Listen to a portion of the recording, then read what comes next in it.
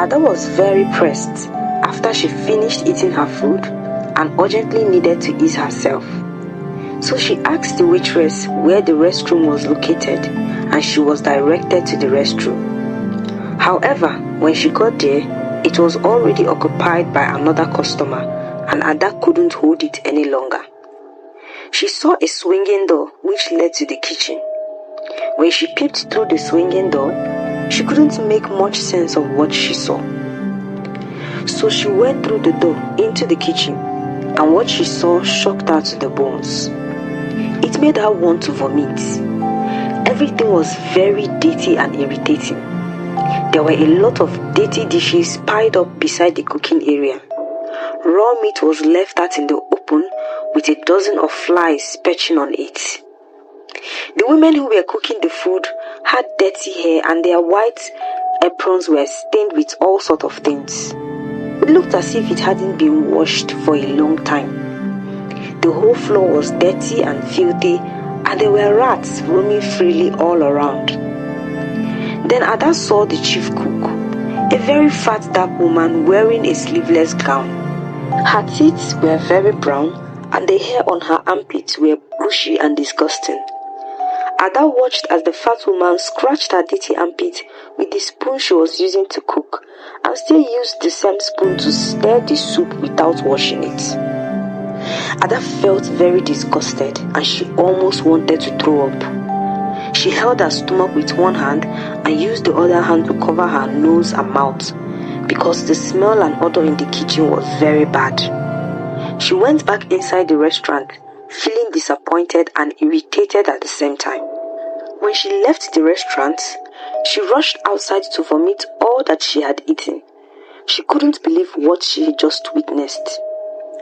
Ada grew up getting used to buying food from different restaurants because she was too lazy to cook at home. She knew all the best and latest restaurants and buka joints in the States, and she had eaten in each and every one of them. Every night, she would pick a new restaurant and patronize them.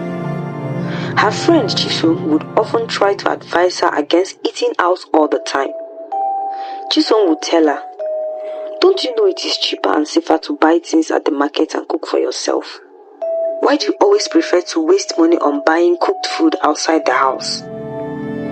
But Ada refused to listen to Chisom because she didn't see anything wrong in buying food outside.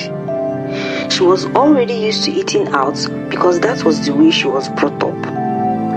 When she was still very little, her parents were always busy with work and business that they didn't have time for the children or chores at home. Mr. and Mrs. Ezamaka were fortunate to give birth to 3 children, whom they named Ada, Uzioma, and Nneka. But as soon as the children started going to school, their parents stopped giving them the needed attention. Whenever they were going to school in the morning, their parents would give them money to buy food at school. And when they returned back at home in the afternoon, they would have to go and buy lunch from a nearby food vendor beside their house. At night, they would have to buy dinner and eat before their mother and father returned from work in the night. Ada, the eldest daughter, took up the role of a mother in the home. Ada couldn't cook because her mother didn't teach her.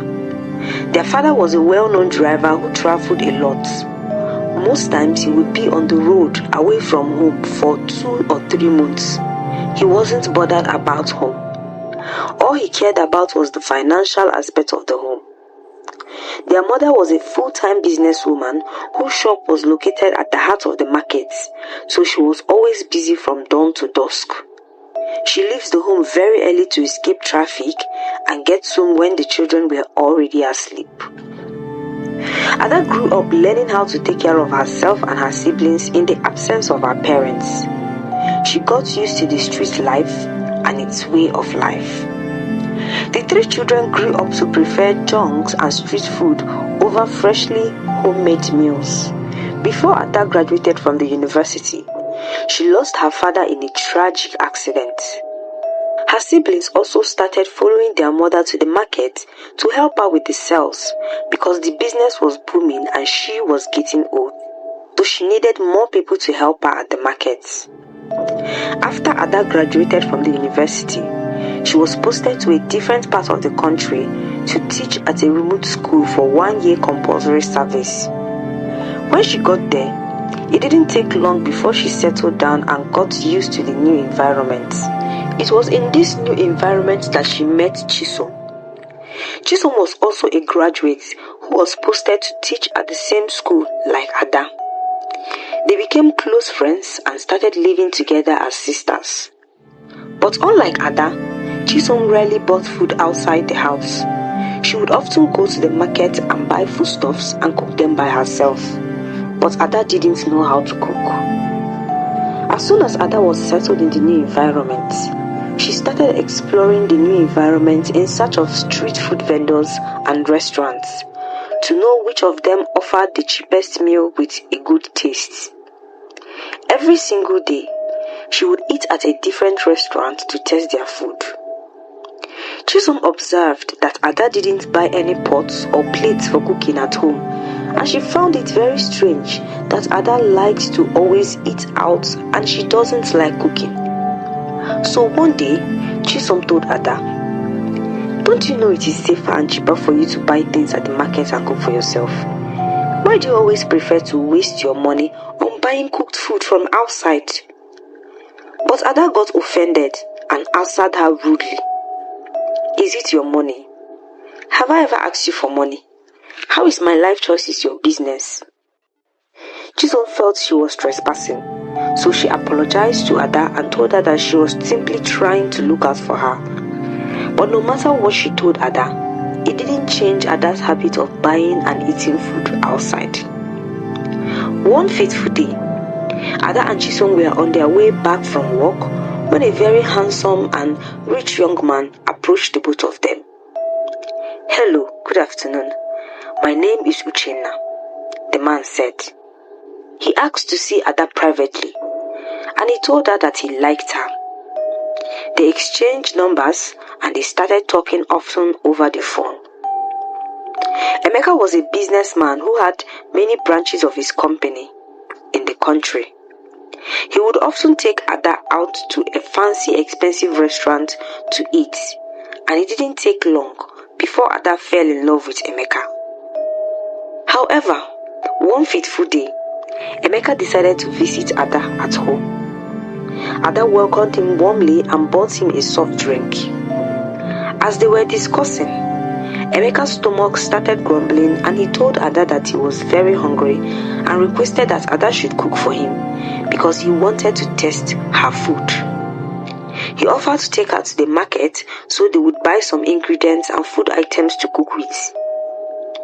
But to his greatest surprise, Ada told him that it was a waste of time to cook food. Instead, she said, "Why don't we place a call to one of those fancy restaurants and order a delicious meal instead?" Emeka refused and insisted that he wanted to taste Ada's cooking. When Ada realized that Emeka was very serious, she opened up and confessed to him, "I'm sorry, Emeka, but I can't cook." Emeka was surprised. Ada was a very beautiful and classy lady, so he found it very strange that Ada couldn't cook. He became very disappointed and left Ada's house abruptly. When Chisom came back home, she met Ada lying on the bed looking very sad. She felt very concerned and asked her what the matter was, but Ada refused to open up to Chisom. Instead, she lied that she lost some money and that was why she was sad. She didn't want Chisom to mock her because Chisom had been warning her against buying food outside for a very long time. One fateful afternoon, Ada was on her way back from work when she noticed a new fancy restaurant on her way back home. It was a new place and she had never eaten there before. She walked past the restaurant and admired how beautiful it was. There were many customers and the exterior design looked luxurious. Whenever she passed by the restaurant, it was always filled with customers, and one day she decided to patronize them. She walked into the restaurant and she loved what she saw. It looked so beautiful and classy, yet their food was quite cheap. This must be the reason why there are always customers in the shop, Ada thought to herself as she went through the menu. As she was going through the menu, one of the waiters approached her and asked her for what she would like to order. She made her order and it was brought to her promptly. The food tasted delicious, and ever since that day, Ada became a frequent customer. She made sure to patronize them every day, and the waiters already knew Ada's preference, so they expected her daily. Most times, when the schedule was tight, she would place a call to them to deliver the food to her office. However, something strange happened in less than a month after Ada started patronizing the new restaurant. She was at work one afternoon and placed an order for food from the restaurant because she was too tired to enter the sun. When they delivered the food, she started eating. But when she was almost done with the food, she saw a dead cockroach inside the food. Ada became very shocked and confused. It would be her first time seeing such, and this was particularly because she was a street girl and fond of eating very fast and also with her hands without observing the contents of the food properly. Ada was unable to finish the food and she had to throw the rest away. But she foolishly didn't take caution. She felt it must be a mistake. 1 week after the incident, Ada fell seriously ill and was admitted to a hospital. She had a running stomach and serious fever, which almost took her life. After the doctor's diagnosis, he told her that the cause of her illness was a strange bacteria known to breed only in very dirty places. He said to her, "Always make sure your kitchen and cooking environment is clean. You are very lucky that you were admitted on time. This ailment is so dangerous it would kill you in days." Ada thanked the doctor before she was discharged from the hospital and was placed on drugs. When she got back home, Chisom became her caregiver. Whenever Chisom finished cooking at home, she would ensure she gave Ada some food to eat. But when Ada completely recovered, she didn't change. She reverted back to her old ways of buying food outside. To make matters even more complicated, she continued patronizing the same restaurant whose food she found the cockroach in. It didn't take up to 3 weeks again before she had to visit the hospital the second time. However, when it happened the third time, Ada decided that she would carry out her own secret investigation to understand why she was always falling sick after eating food from the restaurant. Because the restaurant looked neat and luxurious from the outside, and she felt that there was no room for death in the eating area. One fateful weekend, Ada went to the restaurant in the afternoon. She ordered her usual food, but this time she didn't rush the food like she used to. She took her time to observe each portion of rice she scooped to be sure it wasn't contaminated. When she was done eating, she pretended to be pressed and asked the waiter to point her in the direction of the restroom. When she got there, the restroom was already occupied, so she decided to use the opportunity and look around the restaurant. As she ventured down the hall, she saw a swinging door which led to the kitchen. As she peeped through the swinging door, she was shocked by what she saw. There were a lot of dirty dishes piled up beside the cooking area. Raw meat was left out in the open, with dozens of flies perching on it. The women who were cooking the food had dirty hair and their white aprons were stained with all sorts of things. It looked as if it hadn't been washed for many months. The whole floor was filthy and dirty, and there were rats roaming freely all around. Then Ada saw the chief cook, a very fat dark woman wearing a sleeveless gown.